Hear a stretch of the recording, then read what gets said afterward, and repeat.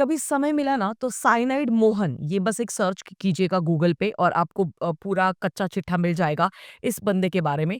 मैं कुछ ज़्यादा नहीं बोल सकती बिकॉज़ यूट्यूब के कुछ रेस्ट्रिक्शंस हैं, बट आपको सारा कुछ मिल जाएगा कि एग्ज़ैक्टली इस बंदे ने क्या किया था, 20 लड़कियों के साथ उसने क्या किया था, वो अगर आप पढ़ोगे तो आपकी आत्मा काँप जाएगी। क्योंकि इसी सच्ची घटना पर आधारित जो हालाँकि कर्नाटका में हुई थी, एक दहाड़ नाम की वेब सीरीज़ बनाई गई थी, जिसमें विजय वर्मा, सोनाक्षी सिन्हा, गुलशन देवैया और भी बहुत सारे एक्टर्स ज़रूर थे। और वो वेब सीरीज़ ना उसमें कुछ खामियाँ ज़रूर थी, जैसे कुछ छोटे-मोटे प्रोपेगेंडास भी थे, जैसे उसमें कास्टिज़्म दिखाया गया था जिसकी एक्चुअली कोई ज़रूरत नहीं थी। स्क्रीन प्ले में कोई कुछ ज़्यादा हेल्पफुल नहीं था वो कास्टिज़्म का एंगल, बट जानबूझ के हर एपिसोड में ज़बरदस्ती उसको घुसेड़-घुसेड़ के हम सभी के सामने रख दिया गया था। तो इसीलिए मुझे उस वेब सीरीज़ से थोड़ी बहुत दिक्कतें ज़रूर थी, बट उसका स्क्रीन प्ले एक्चुअली काफ़ी अच्छा था और कई हद तक उसका डायरेक्शन मुझे इम्प्रेस कर गया था। मैं आज दहाड़ इस वेब सीरीज़ के बारे में क्यों बात कर रही हूँ? क्योंकि सिमिलर इसी इंसिडेंट्स पर आधारित एक फिल्म आ चुकी है जिसका नाम है भागवत चैप्टर 1 राक्षस।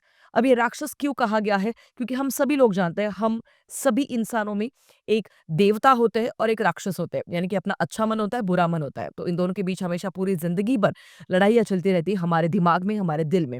और कई-कई बार राक्षस जीत जाता है, कई-कई बार देवता जीत जाते हैं। इसी के चलते मुझे लगता है ये राक्षस जो है, जो मनुष्य रूपी राक्षस है, इसके ऊपर बात करनी ज़रूरी है और शायद इसी के लिए भागवत चैप्टर 1 इस फ़िल्म को बनाया गया। देखो, आपको ज़ी5 पर ये फ़िल्म देखने को मिलेगी।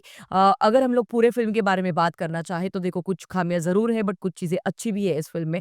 सबसे पहले पॉज़िटिव एस्पेक्ट्स के बारे में बात करते हैं। कास्टिंग इसकी बहुत ही अमेज़िंग है। जैसे अरशद वारसी और जीतू भैया अपने पंचायत वाले। ये 2 जो है इस पूरे फ़िल्म की सबसे बड़ी महत्वपूर्ण कड़ी है और सबसे इम्पोर्टेंट एस्पेक्ट है। क्योंकि इन दोनों ने एक्चुअली इस फ़िल्म में अपनी जान डाली है। अगर ये 2 लोग नहीं रहते तो ये पूरी की पूरी फ़िल्म एक्चुअली फ्लॉप हो जाती बिकॉज़ बाकी के एस्पेक्ट्स में ये फ़िल्म हमको बहुत ज़्यादा निराश करती है। देखो, कास्टिंग के बारे में मैं बात कर ही रही हूँ तो परफ़ॉर्मेंसेज़ के बारे में भी बात करनी ज़रूरी है। अरशद वारसी जब-जब पूरी फ़िल्म में हमारे सामने आते हैं तो बहुत ज़्यादा कन्विंसिंग ज़रूर लगते हैं इंस्पेक्टर के रोल में। अब इस पूरे फ़िल्म में जीतू भैया जब-जब स्क्रीन पर आते हैं शुरुआती दौर में, क्योंकि मैंने ट्रेलर देख लिया था तो मुझे एक्चुअली पता था कि इसमें विलेन कौन है, इसमें हीरो कौन है, इसमें क्या कुछ होने वाला है। काफ़ी कुछ प्रेडिक्टेबल पूरा ट्रेलर मुझे लगा था। इसी के चलते मुझे पता था कि जीतू भैया का कैरेक्टर एग्ज़ैक्टली क्या है। तो जितेंद्र कुमार जब भी स्क्रीन पर आते हैं, उन उनके पास शायद कुछ ज़्यादा लाइन्स भी नहीं रहेगी, कुछ डायलॉग्स भी नहीं है, बट उसके बावजूद जो आँखों की हलचल है या फिर जिस तरीके से वो देख भी रहे हैं, बस घूर रहे हैं, बस बैठे हैं, बहुत ही पावरफुल वो सीन को बना देते हैं और शायद यही एक निशानी है अच्छे एक्टर की। इन दोनों के अलावा पूरी फ़िल्म में आपको किसी का भी काम नहीं कन्विंसिंग लगेगा। अगला प्लस पॉइंट, इस पूरे फ़िल्म की जो सिनेमैटोग्राफ़ी है वो मुझे अच्छी लगी बिकॉज़ काफ़ी ज़्यादा डिप्रेस्ड टोन है पूरे फ़िल्म का, क्योंकि एक इंस्पेक्टर है जो पूरे फ़िल्म में बस एक खूनी की तलाश कर रहा है और इसी के चलते जब-जब एक-एक कड़ी जब वो सुलझाते जा रहे हैं तो और ज़्यादा 2 कड़ियाँ उनके सामने खड़ी हो जा रही है प्रॉब्लम्स के तौर पर। तो ये पूरा जो एक थीम है पूरे फ़िल्म का वो बहुत ज़्यादा डिप्रेसिव है और वो सिनेमेटोग्राफी के ज़रिए हम सभी के सामने वो रखने में ज़रूर कामयाब होते हैं। कलर पैलेट जिस तरीके से इस्तेमाल किया गया है, एक्सटेंडेड वॉर्म वर्जन्स में हम सभी लोग कलर्स को देख पाते हैं। पूरे colour palettes actually extended warm tone में ही हमको नज़र आते हैं, तो वो भी मुझे बहुत ज़्यादा अच्छा लगा। अगला और आखिरी प्लस पॉइंट इस पूरे फ़िल्म का, इस फ़िल्म की शुरुआत, जिस तरीके से इस फ़िल्म की शुरुआत की जाती है और रेफ़रेंसेस दिए जाते हैं, एक सीन का दूसरे सीन के साथ जो कनेक्शन दिखाया जाता है क्योंकि दोनों चीज़ें पैरेलली चल रही है, वो मुझे अच्छा लगा, बट सेकंड हाफ में एक्चुअली फ़िल्म बहुत ज़्यादा निराश कर देती है। देखो, निराशा के बारे में बात कर ही रहे हो, तो चलिए नेगेटिव एस्पेक्ट्स के बारे में बात करते हैं। कौन-सी ऐसी चीज़ें हैं जो मुझे नहीं अच्छी लगी? पहली चीज़, इस फ़िल्म में ना एक प्रोपेगेंडा मतलब एक छोटा-सा एजेंडा है जो डालने की कोशिश करी गई है कि जो लव के नाम पे जो किया जाता है, जानबूझ के मैंने गलत वर्ड प्रोनाउंस किया है, आपको पता है यूट्यूब एल्गोरिदम की वजह से। बट हाँ, उस उन चीज़ों के आजू-बाजू में ना ये चीज़ें रखने की कोई ज़रूरत थी नहीं एक्चुअली, बट वो ज़बरदस्ती रखी गई और ये सेम एजेंडा, ये सेम प्रोपेगेंडा आपको दहाड़ इस वेब सीरीज़ में भी दिखाई देगा कि जो शुरुआती दौर में दिखाया जाता है ना कि एक पार्टी है जो लव जिहाद के आजू-बाजू में काम कर रही है जानबूझ के और कैसे फिर मुस्लिम लोगों को सताया जाता है, वो कितने मासूम होते हैं, उनको तो कोई भी बेवकूफ़ बना सकता है, ऐसे टाइप का दिखाया गया है। तो वो दहाड़ में भी था, इसमें भी था फॉर सम रीज़न जिसके एक्चुअली स्क्रीन पे डिमांड ही नहीं कर रहा था।